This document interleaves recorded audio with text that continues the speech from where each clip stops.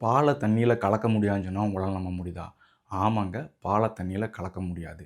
சாதாரணமாக மாட்டுப்பாலை வந்து நீங்கள் தண்ணியில் கலக்கிறீங்க அப்படின்னா, தண்ணியோட கலர் வந்து வெள்ளையா மாறிரும் இல்லைங்களா?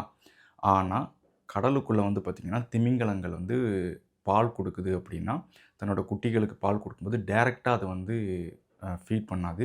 ஸோ, அது பால் வந்து சுரக்க ஆரம்பிக்குது அப்படின்னா, அந்த பால் வந்து பார்த்தீங்கன்னா, ரொம்ப செறிவு நிறைந்த பாலா இருக்கும். அது வந்து கிட்டத்தட்ட இயற்கையாவே அ தண்ணீர்ல கலக்காத அளவுக்கு ரொம்ப திக்கா இருக்கும். அது மட்டும் இல்லாம, அந்த பால் வந்து பார்த்தீங்கன்னா, அதோட திக்னஸ் வந்து பட்டர் இருக்குது இல்லைங்களா? வெண்ணெய். அந்த அளவுக்கு ரொம்ப திக்கா இருக்கும் அந்த பால்.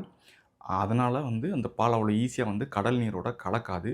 அது மட்டும் இல்லாம, இந்த பால் வந்து பார்த்தீங்கன்னா, ரொம்ப கொழுப்பு நிறைந்த பாலா இருக்கும். அதனால வந்து ரொம்ப நேரத்துக்கு வந்து குட்டி திமிங்கலத்துக்கு வந்து பசி எடுக்காது. இதனாலேயே வந்து பார்த்தீங்கன்னா, குட்டி திமிங்கலத்துக்கு வந்து தினமும் வந்து கிட்டத்தட்ட 90 கிலோ வெயிட் வரைக்கும் வந்து கூடும். திமிங்கலங்கள் கடலுக்குள்ள குட்டி திமிங்கலத்துக்கு வந்து பால் குடுக்குது அப்படின்னா, கிட்டத்தட்ட ஒரு நாளைக்கு ஒரு டைம்ல மட்டும் 500 லிட்டர் வந்து பால் வந்து குடுக்கும். அந்த அளவுக்கு வந்து திமிங்கலங்கள் வந்து அதிக அளவுல பால வந்து சுரக்கும். எந்த காரணத்த கொண்டும் அந்த பால் வந்து கடல் நீரோட கலக்கவே செய்யாத அளவுக்கு ரொம்ப திக்கா இருக்கும்.